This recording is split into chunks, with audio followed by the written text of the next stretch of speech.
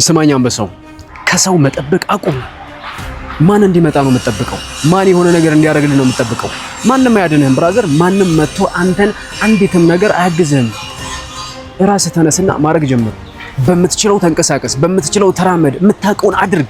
ያኔ ላንተ የሚያስፈልጉ ነገሮች ይላኩልሃል። ሰዎች የሚሆኑ ሁኔታዎች በሙሉ ላንተ ለምትፈልገው ነገር ለማገዝ ነው ወደ ህይወት ይመጡት።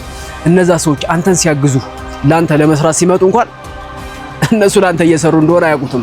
ምክንያቱም ከላይ ነው የታዘዘልህ። ያ እንዲሆን ከፈለክ ግን መጀመሪያ አንተ መንቀሳቀስ አለብህ። ከተኛህበት መነሳት አለብህ። የምትፈልገውን አንድ እርምጃ መንቀሳቀስ ማድረግ መጀመር አለብህ። የምታውቀውን ካልተገበርከው የማታውቀውን እንዴት ነው የምታውቀው? የሚያስፈልግ ነገሮች እንዴት ይመጣሉ?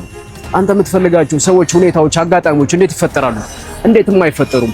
ያንተን እርምጃ፣ ያንተን ተግባር፣ ያንተን አክሽን፣ ያንተን ፍላጎትና እንቅስቃሴ አይቶ ብቻ ነው እነዛ ነገሮች የሚንቀሳቀሱት። አይቶ ብቻ ነው እነዛ ነገሮች ይመጡት ወይም የሚለቀቁልህ።